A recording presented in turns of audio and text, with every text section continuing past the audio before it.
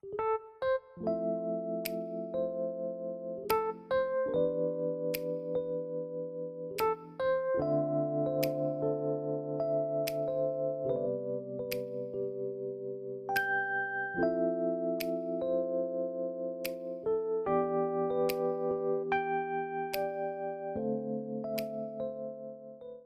Everyone, स्वागत है आप सभी का मेरी प्यारी सी बगिया में। आई होप आप सभी बहुत अच्छे होंगे। तो अभी बारिश का मौसम शुरू हो चुका है, बट देखिए जैसे शाम को ना बारिश होती है, दिन में अच्छी खासी धूप है ना। इस तरीके की धूप में क्या होता है, बहुत ज़्यादा जो कीड़े होते हैं ना वो लग जाते हैं, स्पेशली मीली बग। लाइक मेरी भिंडियों में मैं सोच रही हूँ इतने दिनों से भिंडियों के फूल क्यों नहीं आ रहे, पता चला कि भाई इनमें मीली बग लग गई। एक तो पूरा प्लांट हेल्दी है, बट जहाँ से फ्रूट आना शुरू होता है ना उसमें वो चिपक जाते हैं। तो मैंने इनका निवारण करने के लिए मैंने सोचा कि एक नेचुरल पेस्टिसाइड बना लिया जाए। तो आज हम बनाने वाले हैं एक नेचुरल पेस्टिसाइड जो इन सारे प्लांट्स में काम आने वाला है और सभी मेरी सब्जियों को हरा भरा रखेगा और कीटों से बचाएगा। तो चलिए दोस्तों, तो फिर हम बना लेते हैं हमारा नेचुरल पेस्टिसाइड। तो नेचुरल पेस्टिसाइड बनाने के लिए हमने कुछ स्पेसिफिक पत्तियों का यूज़ किया है, और ये मैं इसलिए बना रही हूँ क्योंकि नीम ऑयल के बाद भी है ना मेरे जो भिंडी के पौधे हैं ना उनमें है ना सफ़ेद कीड़े मीलीबग्स लग चुके हैं, उसके लिए मैं स्पेशली बना रही हूँ। तो सबसे पहले हम पत्तियों को समझ लें। वो नीम की पत्तियाँ हैं, ये अरंडी,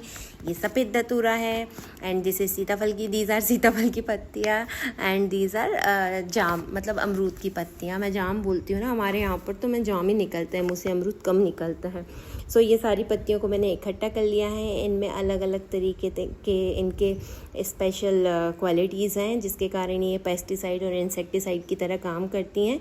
मैं साइंटिफिकली पूरे कंपाउंड्स के साथ तो आपको डिटेल्स दूंगी नहीं, क्योंकि मैं किसी के लिए भी है ना चीज़ों को कॉम्प्लेक्स बनाने में बिलीव नहीं रखती हूँ। सिंपली आपको बता दूंगी ताकि आप लोगों को समझ भी आ जाए और आप लोग भी इसको जल्दी जल्दी बना सको। तो क्या है कि ये जो मेथड है ये मैंने बुक से भी लिया और ये हमने बचपन में अपने घर में भी यूज़ होते हुए देखा है। हम लोगों के यहाँ पर जो ऑर्गेनिक खेती होते हैं, मेरे मामा जी जो है ना पूरी तरीके से नेचुरल खेती करते हैं, तो वो उनसे भी मैंने काफ़ी सारे टिप्स लेती रहती हूँ, पूछती रहती हूँ, मामू ऐसे कैसे करना है, ये कैसे करना है, तो वो बताते रहते हैं। हाँ ठीक है, नेचुरल खेती में हम उतना फ़ायदा ले नहीं पाते, बट जो नेचुरल खेती करते हैं ना उनका जो सेटिस्फेक्शन लेवल होता है ना वो अलग ही टाइप का होता है दोस्तों। तो चलिए, ये सब बातें तो बात के लिए हैं, हम अपना पेस्टिसाइड बना लेते हैं। सबसे पहले हम लोग अपने पेस्टिसाइड को बनाने के लिए पत्तियाँ यूज़ करेंगे, वो है नीम की पत्तियाँ। ज़ैडीरेक्टिन, नीम एक यूनिक प्लांट है और इसमें ना पेस्टिसाइडियल प्रॉपर्टीज़ पाई जाती है। बचपन में भी हमने देखा था ना, नीम का धुआं करते थे गाय वगैरह को मच्छर नहीं काटे, और मेरे यहाँ तो अभी भी होता है क्योंकि बहुत सारी गायें हैं और बहुत सारे वो हैं, तो उनके लिए है ना एक मतलब हम लोग उनको बहुत ज़्यादा केमिकली वो भी नहीं कर सकते हैं ना, तो उनके लिए अभी भी नीम की पत्तियाँ भी यूज़ होती हैं। और जो भी डॉक्टर से पूछ के करते हैं यूज़, मतलब जैसे हम लोगों का मॉस्किटो रिपेलेंट होते हैं उस तरीके की यूज़ होते हैं। तो नीम की पत्तियों में एक ब्रॉड स्पेक्ट्रम रिपेलेंट की तरह काम करता है जो मच्छरों को दूर रखता है। ये इंसेक्टिसाइड की तरह भी काम करता है। आप लोगों ने देखा होगा हम लोग नीम ऑयल का यूज़ करते हैं, मतलब नेचुरल उसके लिए। उसके बाद नेमासाइड की तरह भी काम करता है, क्योंकि आप इसको मिट्टी में इसकी खली जो मिला दोगे ना तो ये नेमाटोड्स नहीं होने देगा। फंगीसाइड की तरह भी काम करता है, मिट्टी में फंगी भी नहीं होने देगा, इसलिए बारिश के पहले हम लोग ना हमेशा नीम खली का यूज़ करते हैं।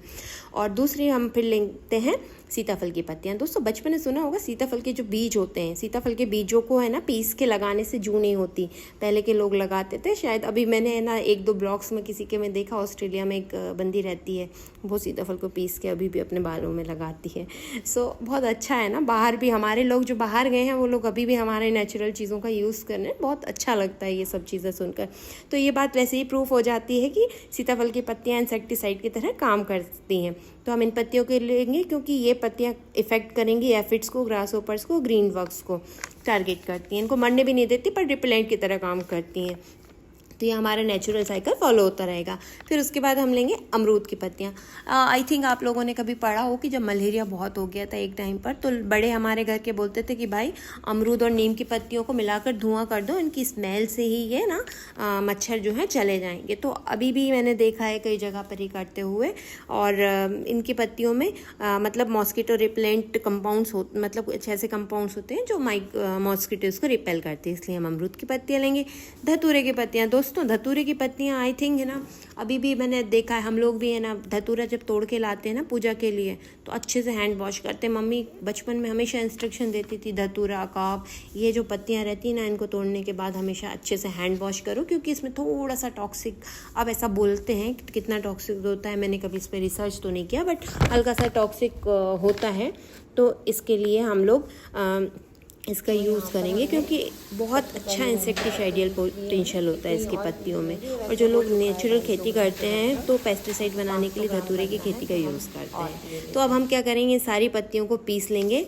नीम की पत्ती जो होगी उसका रेशियो हम लेंगे 500 ग्राम, आधा किलो, और बाकी जो पत्तियाँ हैं इन सबको हम 400 ग्राम लेंगे। दोस्तों मैंने है ना करंज की पत्तियाँ भी इसमें ऐड करी हैं, क्योंकि इसमें भी बहुत अच्छी इंसेक्टिसाइडल प्रॉपर्टीज़ पाई जाती हैं, जिससे कि है ना पेस्ट और इंसेक्ट को कंट्रोल किया जाता है।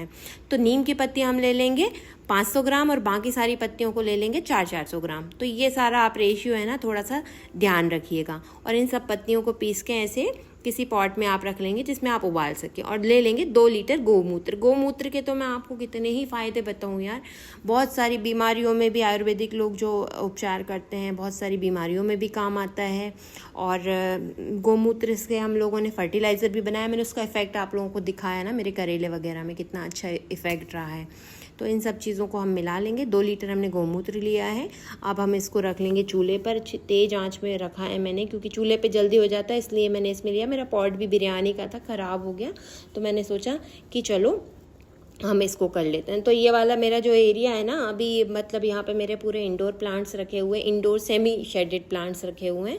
तो यहाँ पे भी है ना, इसकी स्मेल से मैंने सोचा कि चलो भाई यहाँ पे रख के करते हैं। तो यहाँ पे जितने भी वो वाइट फ्लाइज बहुत हो जाती है ना कभी कभी, तो उसकी स्मेल से ये चले जाएंगे। और मेरी हालत आप देख रहे हो ना, धुएं के कारण ऐसी ख़राब हो रही थी, ऊपर से ना सर पे बारिश का पानी पड़ा था तो पूरे बाल भी उड़ रहे हैं। बट मैंने कहा कि भाई काम तो करना है, तो मैंने कहा चलो कर लेते हैं। यहाँ पे गर्मी लग रही है, उधर बारिश की बूंदें भी पड़ रही हैं, और बाहर का आप मौसम देख लीजिए कितना बढ़िया हो रखा है। और सारे प्लांट्स इतने खूबसूरत हो रहे हैं ना, इतने हरे भरे हो गए हैं। ये मेरा पूरा डक्ट है ना, ऐसे 15-20 पौधों से, बड़े बड़े पौधों से भरा हुआ है। बस दोस्तों, अब हम लोग, मैं आपको है ना एक वो दिखाती हूँ। हाँ, अब है ना इसमें है ना उबाल आने देना है। सॉरी यार, मैं बातों को भूल जाती हूँ। तो अब हम इसमें अच्छे से उबाल आने देना है, कम से कम 4-5 उबाल लेना है, क्योंकि जितना उबालें आएंगी ना वो पूरा गोमूत्र और पत्तियों के एसेंस को ना इकट्ठा करेगा, इसलिए हमको इसमें अच्छे से बहुत सारी उबाल लेने देना है। दोस्तों इसमें है ना, मैं आपको एक चीज़ दिखाती हूँ। जैसे ही है ना ये गोमूत्र मतलब ये उबाल आती है तो ये नीचे जाता है, ये देखिए आग कितनी ज़ोर से पकड़ रहा है। थोड़ा सा भी गोमूत्र इसमें पड़ रहा है ना नीचे तो आग पकड़ रहा है। तो मे भी हो सकता है, हम लोग पहले गोबर गैस बनाते थे ना, अब बनाते हैं, अभी भी गाँव में गोबर गैस चलते हैं, उससे पूरा जो हमारा गैस का काम होता है ना वो उसके थ्रू हो जाता है। ये देखिए कितनी तेज़ पकड़ता है। मैं ये डंडे से डाल के आपको दिखा रही हूँ गोमूत्र को। तो ये सारी चीज़ें आप सामने सामने भी कुछ चीज़ें समझ में आती है ना। तो गोमूत्र बहुत तेज़ होता है, तो इसकी स्मेल से भी है ना कीट पतंगे सारी चीज़ें दूर भागते हैं, जो कि हमारे पौधों को नुकसान पहुंचाते हैं। तो बस हमारा ये जो है, हम इसमें उबाल आते रहने देंगे।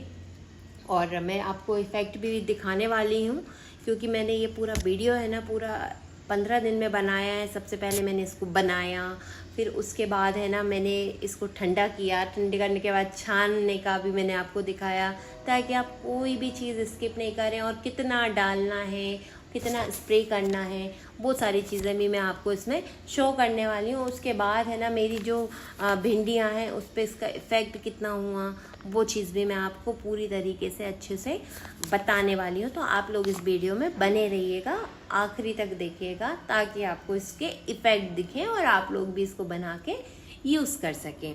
तो देखिए अच्छे से पूरा उबाल आ गई है, थोड़ी देर और हम कर लेते हैं। उसके बाद इसको हम बंद करके रख देंगे, ढक कर रख देंगे अच्छे से ठंडा होने के लिए। तो ये देखिए आप, इसको मैं पूरा ऐसे डंडे से घुमाते घुमाते उबाल रही थी, क्योंकि थोड़ा ज़्यादा भर गया था तो बार बार ना वो नीचे गिर रहा था। तो ये देखिए अब अच्छे से हमारा पूरा जो है पेस्टिसाइड ना वो पूरा अच्छे से भर चुका है। और अब हम इसको ठंडा होने के लिए रख देते हैं। तो दोस्तों देखिए अब ये हमारा पूरा चूल्हा भी बुझ गया है। तो हम आप इसको ठंडा होने के लिए रख देते हैं। मैं भी थक जाती हूँ ना कभी कभी बोलते बोलते काम करते करते, क्योंकि मैं कभी कभी ना वीडियो वॉइस देते हुए भी थोड़े थोड़े काम अपनी खेती के कर ही रही हूँ। आई हूँ तो मैंने सोचा कि टाइम को यूज़ कर लिया जाए। तो ये अब हमने रख दिया है 24 घंटे के लिए, 48 घंटे के लिए ठंडा होने के लिए। तो ये देखिए दोस्तों, 48 घंटे के बाद होने वाला रिज़ल्ट, ये पूरा अच्छी तरीके से ठंडा हो गया है। अब हम इसको छानना है। इसको छानने के लिए मेरे पास तो क्या है, एक मैंने छन्नी बड़ी वाली लेकर रखी है, तो इस तरीके से थोड़ा थोड़ा करके छानती जा रही हूँ। एंड फिर उसके बाद है ना, इसको थोड़ा सा लास्ट में दबा देती हूँ ताकि पूरा इसका पत्तियों का अर्क भी इसमें आ जाए। तो मैंने एक दिन तो ये किया कि मेरा पूरा हो ही नहीं पा रहा था, फिर आखिरी में मुझे समझ में आया कि है ना यार, ये ऐसे करने से बेहतर है कि इसमें हम लोग है ना क्या, एक कपड़े में छान लेते हैं और अच्छे से उसको निचोड़ देंगे तो पत्तियों का अर्क भी आ जाएगा, गौमूत्र का अर्क भी आ जाएगा, सारी चीज़ें आ जाएंगी। क्योंकि मैं ऐसे कर रही थी, ऐसे थोड़ा थोड़ा करके और फिर छान के बॉटल में भर रही थी।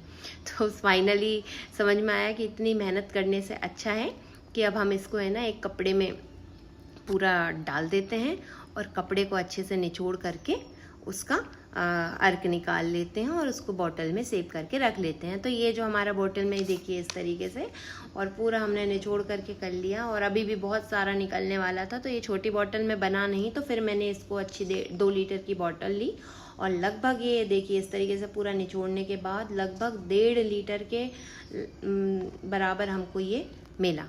ये छोटी बॉटल में तो भरा ही नहीं, इसलिए फिर मैंने 2 लीटर वाली बॉटल ली, उसमें हमने इसको अच्छे से पूरा छान चून के रख लिया है। ये देखिए, तो बस दोस्तों अब हम इसका यूज़ भी कर लेते हैं हमारी भिंडियों पर।